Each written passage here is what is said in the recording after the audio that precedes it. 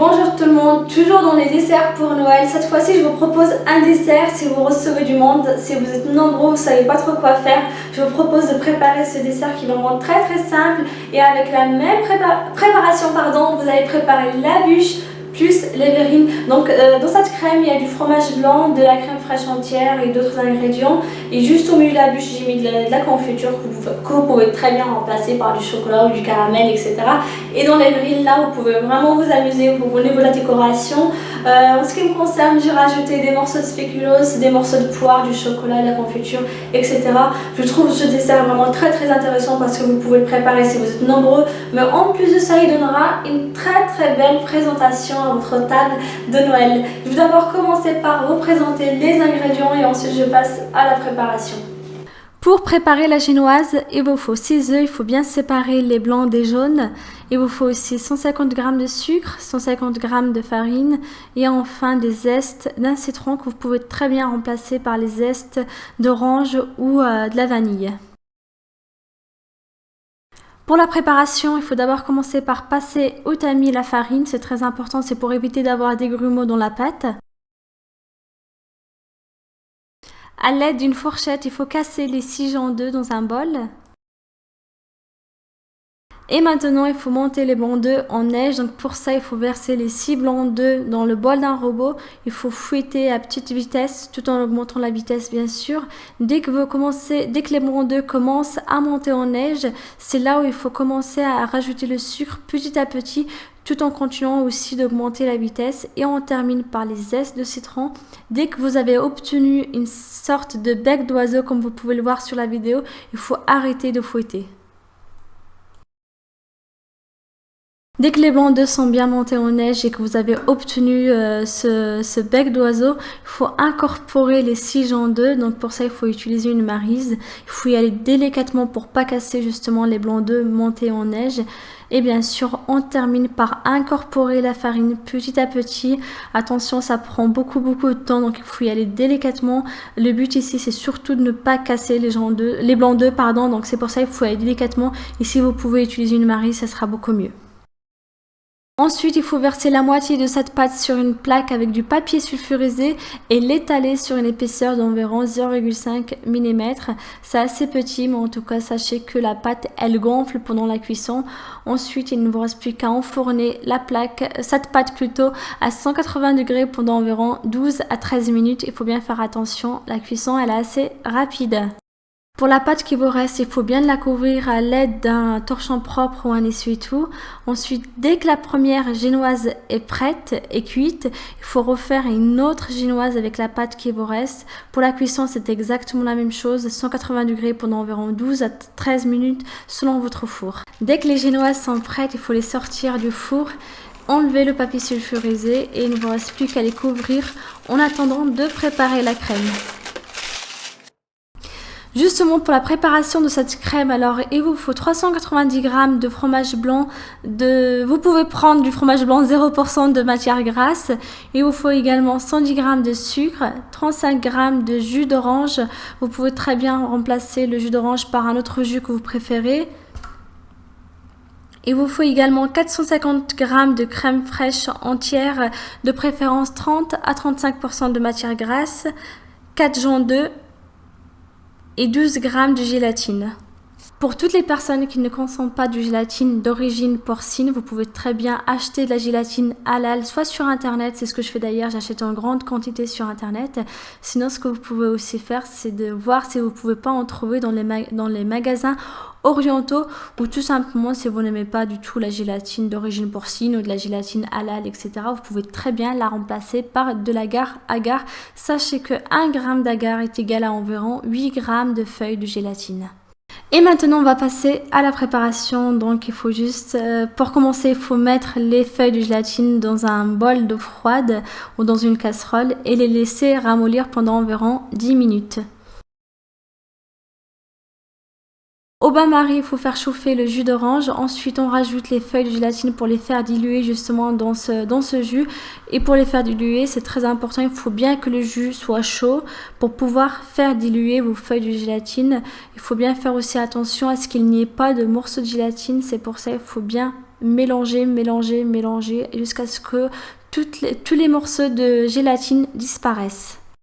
J'ai oublié de vous le préciser, avant de rajouter les feuilles de gélatine, il faut bien les essorer. En gros, il faut bien enlever le maximum d'eau avant de pouvoir les ajouter dans votre préparation. Dans un saladier, il faut fouetter le sucre avec les 4 jaunes d'œufs jusqu'à ce que le mélange blanchisse.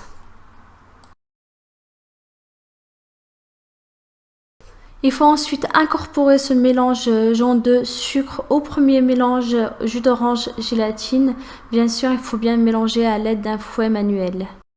Ensuite, il faut ajouter le fromage blanc. Il faut bien faire attention à ce qu'il n'y ait pas d'eau dans votre fromage. S'il y a de l'eau, il faut bien l'enlever. Il faut bien enlever cette eau. Ensuite, il ne vous reste plus qu'à mélanger à nouveau. Maintenant, on va passer à la préparation de la chantilly qui est très simple. Il faut juste verser la crème fraîche entière dans le bol d'un robot. Bien sûr, il faut que la crème soit bien froide, c'est très important. Et aussi, il faut qu'elle soit en moins de 30 à 35% de matière grasse. Il faut fouetter petit à petit tout en augmentant la vitesse. Il ne faut surtout pas fouetter votre crème d'un coup, sinon vous allez la rater. Donc, il faut bien commencer à petite vitesse en augmentant la vitesse jusqu'à ce que vous obtenez une crème assez ferme. Bien sûr, il faut bien vous arrêter à un moment donné parce que sinon vous allez obtenir du beurre à la place de la chantilly. Ensuite, on utilise cette chantilly pour l'incorporer délicatement. Vous pouvez très bien, je vous conseille d'ailleurs d'utiliser une maryse pour l'incorporer à notre premier mélange avec du fromage blanc, des œufs, du sucre, de la gélatine, etc. Il faut bien l'incorporer délicatement.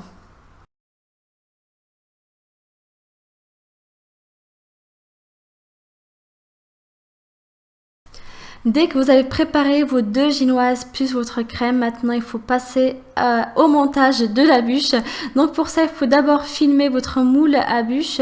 Ensuite, il faut disposer une génoise à l'intérieur et la découper par rapport à la forme de votre moule. Il faut bien insister pour bien la disposer à l'intérieur. Ensuite, il faut imbiber la génoise avec un peu de jus d'orange. Vous pouvez également utiliser la confiture, sinon vous pouvez aussi utiliser un sirop que vous aurez préparé. Ensuite, il faut mettre un peu de crème à base de fromage blanc à l'intérieur du moule. On met quelques cuillères à soupe de confiture, sinon vous pouvez très bien, si vous n'aimez pas du tout la confiture, vous pouvez très bien mettre autre chose à la place. Ensuite, il ne vous reste plus qu'à couvrir votre moule avec encore à nouveau un peu de crème. Il faut bien égaliser le dessus et maintenant il ne vous reste plus qu'à découper la deuxième génoise par rapport à la forme de votre moule et couvrir le moule justement avec cette génoise là. Il faut filmer le moule à l'aide d'un film alimentaire. Ensuite, il faut mettre la bûche au frigo minimum 3 heures, 4 heures. Il faut attendre jusqu'à ce que la crème soit bien gélifiée. De préférence, si vous pouvez préparer cette bûche la veille pour le lendemain, c'est beaucoup mieux. Sinon, je vous conseillerais plutôt de la préparer très tôt le matin si c'est pour la manger le soir. Alors, dès que vous avez mis la bûche au frigo pour que la crème puisse bien prendre, en gros pour que la crème se gélifie, on va passer à la préparation des verrines. Donc pour préparer ces verrines, il vous faut de la crème qui vous reste de la bûche. Il vous faut également du chocolat fondu, des spéculoos, des petits morceaux de fruits. Vous pouvez également utiliser des petits morceaux de génoise qui vous restent de la préparation de la bûche. Vous pouvez très bien rajouter ce que vous voulez. Juste pour préparer ces verrines, vous pouvez utiliser un sachet alimentaire pour mettre la crème à l'intérieur. Ensuite, il faut utiliser une paire de ciseaux pour couper juste le fond du sachet. Après, il ne vous reste plus qu'à remplir vos verrines avec ce que vous voulez. Il faut mettre un peu de crème, un peu de confiture, un peu de chocolat, etc. Dès que vous avez terminé de remplir vos verrines, il faut bien les mettre au frigo. C'est comme pour la bûche, minimum 3 heures, 4 heures, voire même plus. Dès que la bûche est prête, en ce qui me concerne, je l'ai laissée plus de 5 heures au frigo. Il faut toujours la laisser le plus longtemps possible. C'est le seul conseil que je peux vous donner si vous voulez la réussir. Il faut bien la laisser le maximum possible au frigo. Ensuite, pour la décoration, donc là, j'ai mis un petit carton que j'ai découpé. C'est pour pouvoir prendre plus facilement cette bûche. Pour la décoration, j'ai mis un peu de confiture de couleur claire. En gros, il ne faut pas mettre de la confiture de fraise, par exemple, ou de la confiture de framboise. Vaut mieux mettre une confiture de couleurs assez claires comme abricot, orange, etc. Et ensuite je suis passée, j'ai décoré avec du chocolat que j'ai râpé, du chocolat blanc, voilà pour la décoration. Bien sûr après chez vous, vous pouvez très bien la décorer autrement. À l'aide d'un couteau à dents, il faut découper délicatement les extrémités de la bûche. Ensuite, il faut disposer la bûche sur un très beau plateau avec les verrines. Pour ce plateau, je l'ai acheté sur internet. D'ailleurs, si vous avez des ustensiles comme des plateaux, de la décoration pour gâteaux, etc., des moules à gâteaux que vous devez acheter sur internet, je vous conseillerais de les acheter le plus tôt possible. Comme ça, au moins, vous serez tranquille. Vous aurez juste à faire la liste de vos gâteaux à préparer pour Noël. Ce dessert, je le trouve vraiment très très sympa. Il est assez léger, il ressemble beaucoup à un nuage. Enfin, je sais pas si je peux le comparer à un nuage, mais il est vraiment très très bon et assez léger.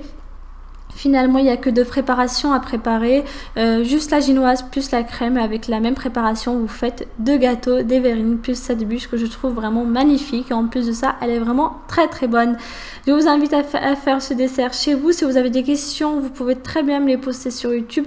Je vous répondrai avec grand plaisir. À très bientôt. Ciao ciao.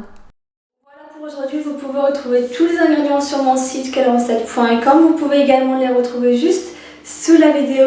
Il y a tous les ingrédients. N'hésitez pas à vous abonner pour plus de recettes. Et si vous souhaitez m'encourager, c'est très simple. Il suffit de cliquer sur partager pour faire découvrir ma chaîne YouTube à votre famille, à vos amis, à tout le monde. Allez, ciao, à bientôt.